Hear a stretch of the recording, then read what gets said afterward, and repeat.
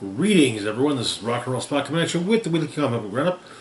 We're about to wrap up all of this week's Marvel books. We'll kick things off with the Jessica Jones, The Variants, number 4. Where we left off, Jessica Prime was having coffee with her 3 variants. The Cap variant, the Jewel variant, and darker... the darker her variant, basically.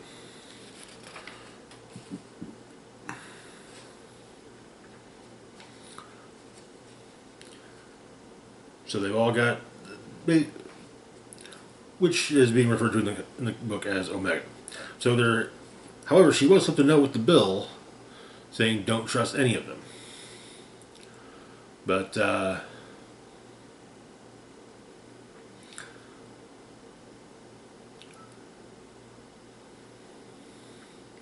so while talking about things, Omega asks Prime to see a picture of her family, which she then takes a table knife to.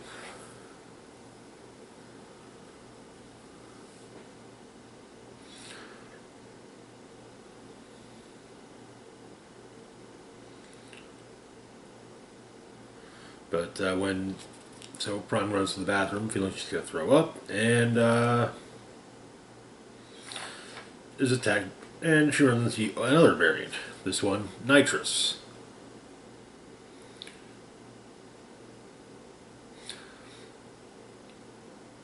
Who was dressed as a waitress and was the one who wrote the message on the bill.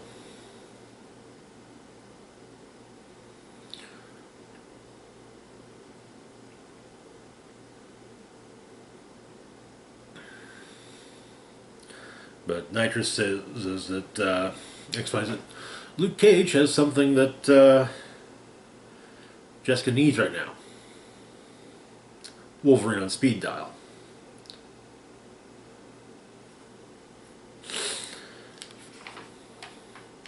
So, with the additional variant, they all meet on the roof. They all go to the roof of building that Jess and Luke Cage live in, and they're basically going to do. They call it they're doing a séance.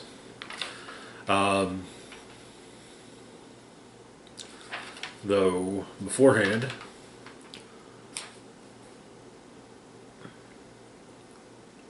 Luke and Jess did talk. Apparently there was another variant that attacked, a variant of Jessica that did attack her, a male variant of Jess. So Jess does basically delves into her mind to talk to Purple Man. They talk, and turns out though that there was a reason for calling Wolverine. That reason was so she could talk to, well, a friend of Wolverine's, Professor Charles Xavier.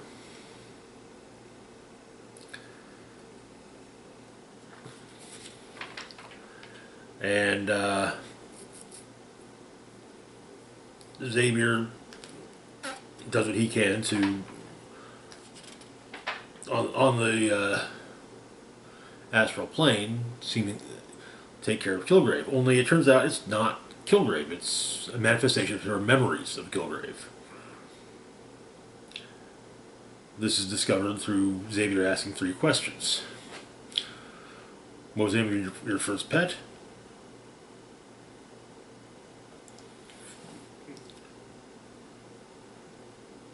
Favorite movie at age 25, and first high school crush. Kilgrave answers Terry, Planet Terry, Pride and Prejudice, and Peter Parker. But Xavier explains that it's not Kilgrave. There was no essence of Kilgrave left in her.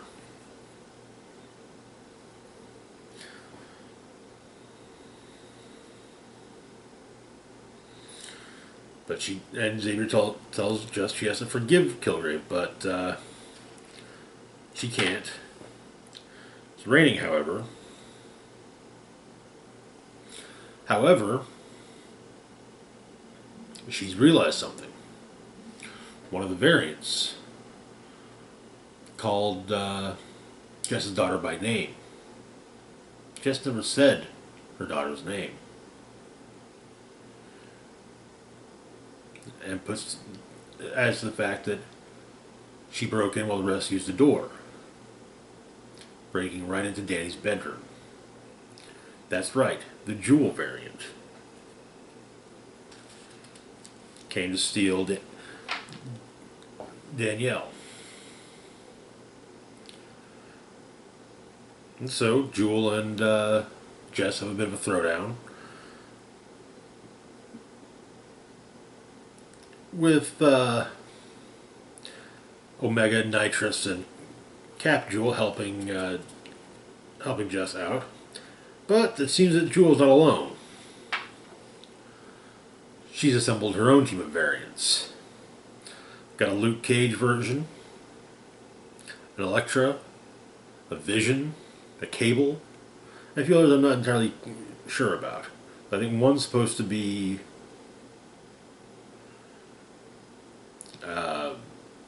Thor adjacent.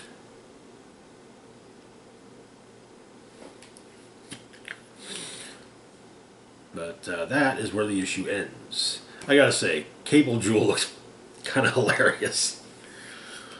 I'm really digging this book, and it's a shame this is the next last issue. I think it's more just I'm digging there being a Jessica Jones book. So yeah. Anyway, moving on to our next book, we've got Thunderbolts number 3. Where we left off, the Thunderbolts had recruited a new member of the team.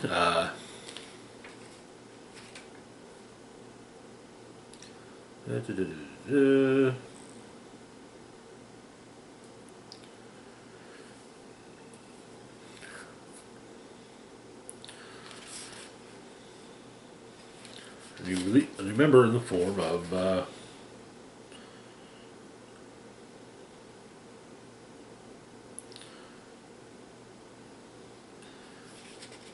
Eero, I believe. But yeah. Anyway, so we begin. Monica's going off to see them. After saying goodbye to her boyfriend, the Blue Marvel, and wearing his vest once again. So it's the team is having an impromptu training session in Central Park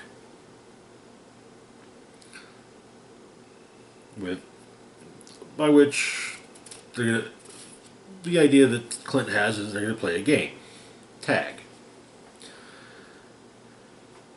Clint drops a smoke bomb arrow and fires arrows at the rest, taking down Guts and Glory first, then Miss America, then Power Man, and then Monica. Just as Persuasion and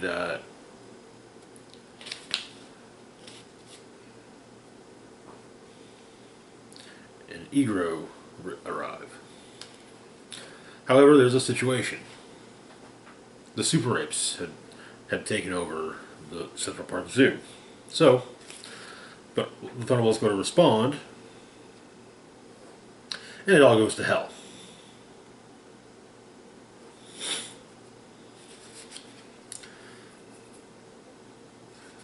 Though the Super Apes are stopped from freeing the apes in the Central Park Zoo.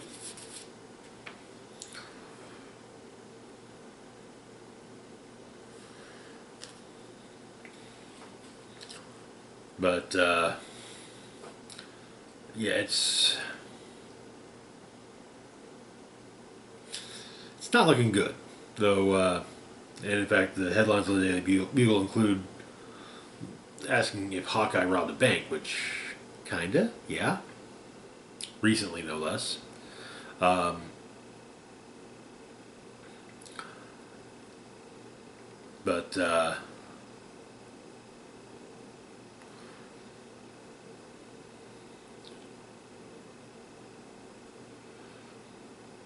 Clint and Monica have it out about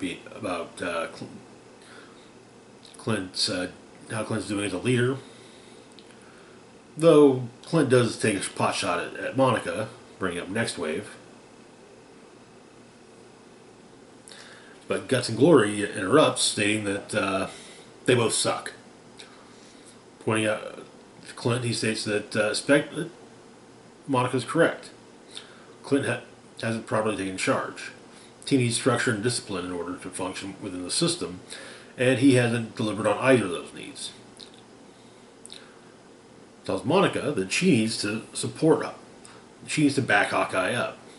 She knows how hard it is to lead a disparate unit, and she's not making that any easier when he waits for him to fail instead of helping to make things better.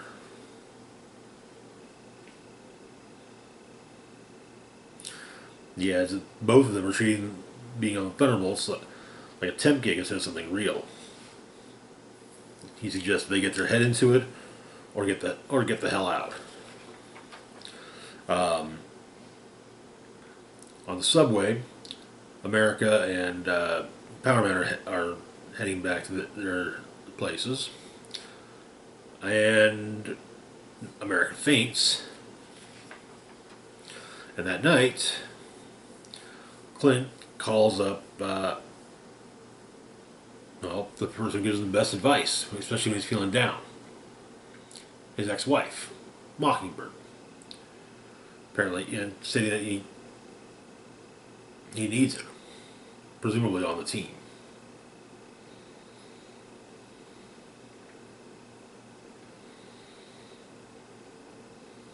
Because he doesn't feel he can do it alone.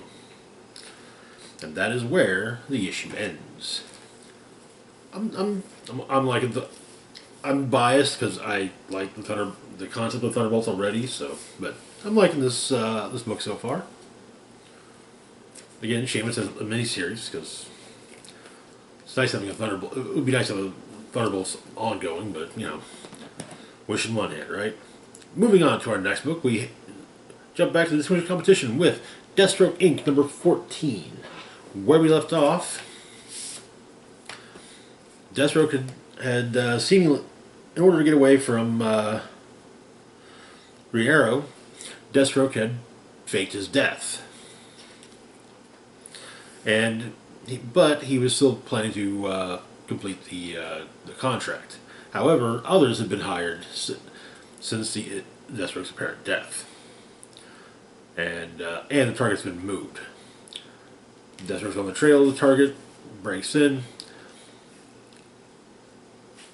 The ones who came in to steal the contract, taking care of the lower levels, or the upper levels, and had found the target.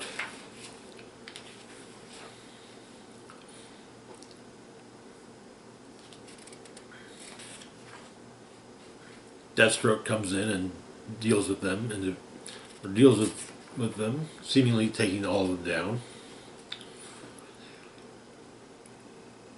But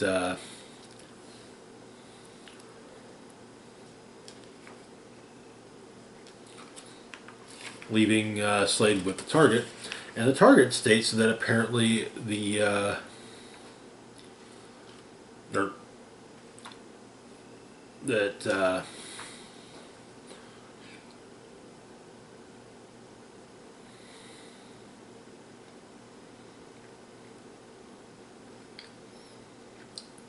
Slade's employer was behind the experiments that made Slade. But even knowing this, Slade still kills his target, explaining that,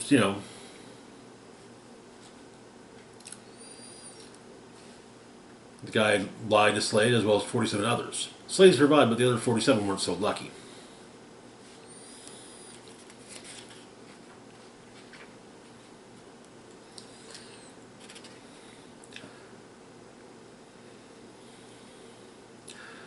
And Slade heads out to meet with Wintergreen so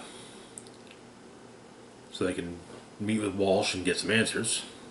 But one of the replacement hitters played possum and found wintergreen and has them at gunpoint.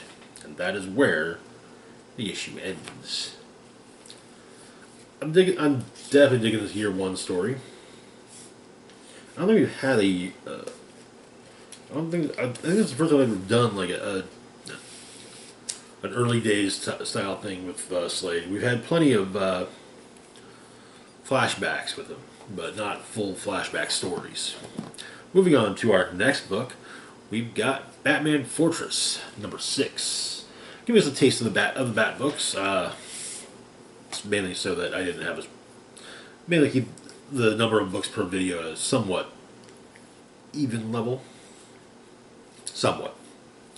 So, where we left off, Batman had recruited a team to infiltrate the Fortress of Solitude in the hopes of repelling the alien threat. Aboard the USS Novato, the plan is Batman goes over his plan with his team, and they arrive at the fortress.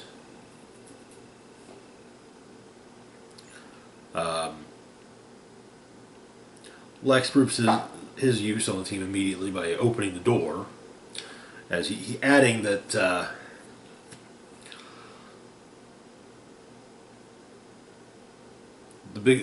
Superman's biggest weakness is that his intelligence wasn't increased, but as his physical abilities were. They get in and have to deal, however, with one of the various guardians of the fortress, an ice giant. Jackson Hyde's water powers don't work. A couple of explosive arrows don't work either. But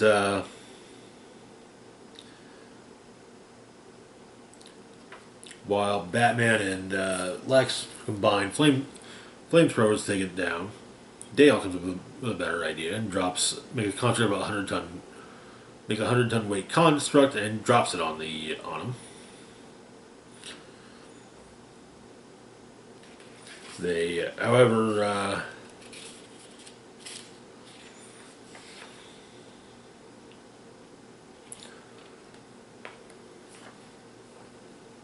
they come to another door. Apparently, it's about 5,000 or 6,000 tons, but there's no way to get past it.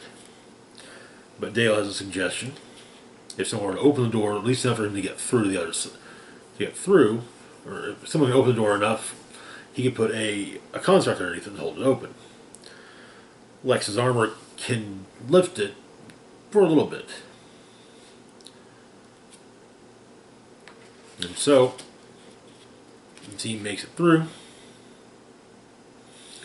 but the armor is pretty much shot. Hydraulics are shot, computer defensive systems are still working though. Now, they've got another problem. What appears to be a phantom zone chasm. So, Batman's line gun won't shoot enough, won't get far enough to traverse it. Neither will also set to biometrics. Neither will a rope arrow from Red Arrow.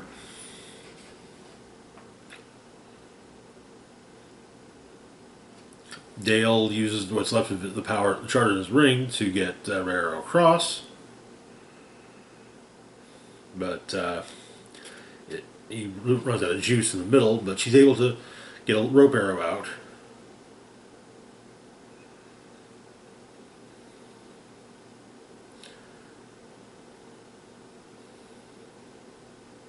The line's anchored, and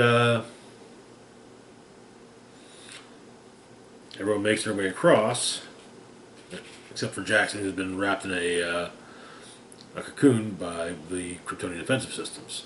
As Batman tries to cross, however, the line gives way. And that is where the issue ends, with Batman about to fall into the Phantom Zone. I'm really digging Fortress. I'm very curious to see how the whole story ends. Be interested to see just where the hell Superman is for starters. Anyway, moving on to our next book, we've got Young Justice Targets number 4. Where we left off, the part of the team had discovered that seemingly Count Vertigo was not even remotely involved in the kidnapping of his niece, Queen Perdita. Various elements are falling into place. Something was discovered in a Latavian mining company mine. Something big.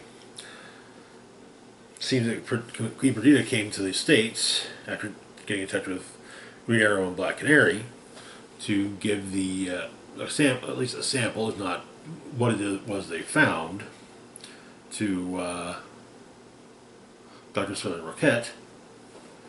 This was even getting matching purses so that it would be so making a switch would be just that much easier. However, the robots that Nightwing Group faced in one of the mines were LexCorp technology.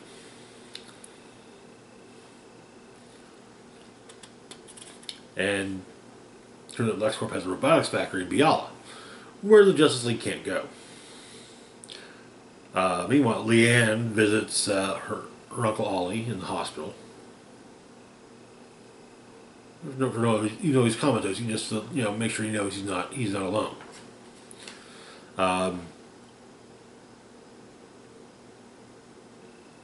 The Outsiders, sans Cyborg, travel via boom tube to Bialan Weapons Factory. More of the robots are waiting, but the team manages to take them down and get inside, where they're faced with appears to be a new Fearsome Five, consisting of Mammoth, Devastation, Shimmer, and Match. Then the Mongoose Squad of Young Justice comes in. Windfall, Livewire, Kid Flash, Blue Beetle, Static, and Forager.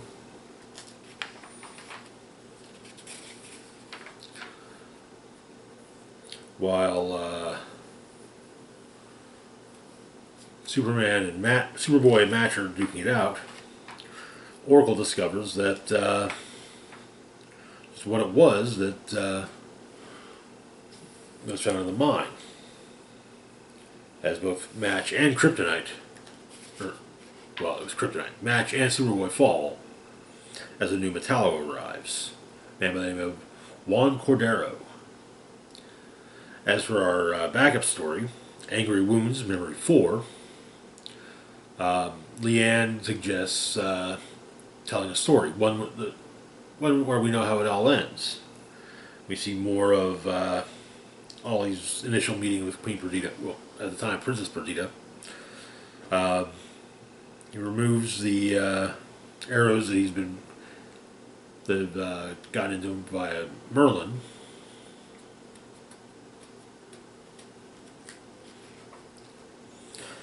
And Merlin ends up back inside the inside the airport. The baggage area, and it seems that they're falling out. That they're going to end up back out of the building soon, and that is where the issue ends. Not bad. It'll definitely be interesting to see how things play out. It's now fairly clear that yes, Lex is behind the whole plot, and quite a bit of other things, including the placing certain superhumans on Geoforce's team. Moving on to our last book for the moment, we've got Human Target number 8. Where we left off,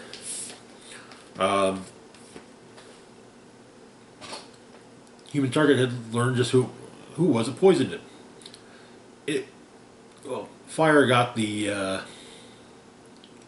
the one who bought the poison, but Guy is the one who poisoned the drink in an effort to get back at Lex for having killed Ice. Of course, Guy is dead, frozen and then shattered. But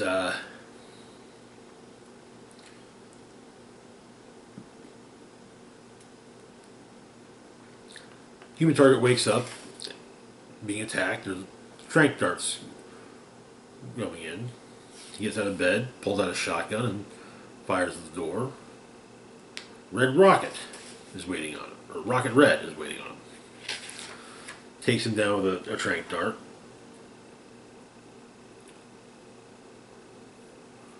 They talk a bit.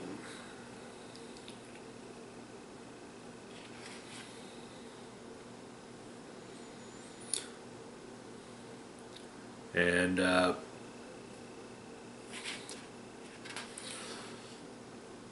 once again, human target loses consciousness. When he comes to, he's in a shooting range, being attacked by Rocket Red, who wants to know what's happened to Guy. Once again, tased, and then wakes up being held high above the ground. Rocket Red drops him, but does go back to pick him up. Rocket Red's fairly certain that human target did something to Guy.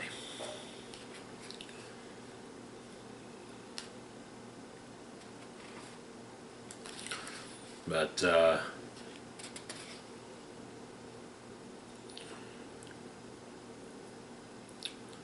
human target denies all this.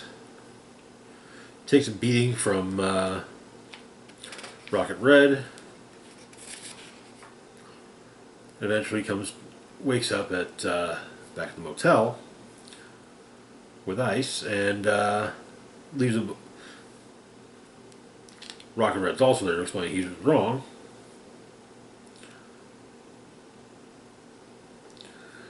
And I apologize because turns out Guy's all right. Moved to another dimension unexpectedly. That's all.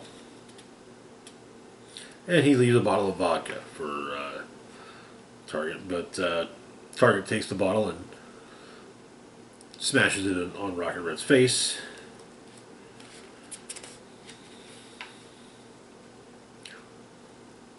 He just gets Ice freezes him briefly while to stop him from beating on Rocket Red too much.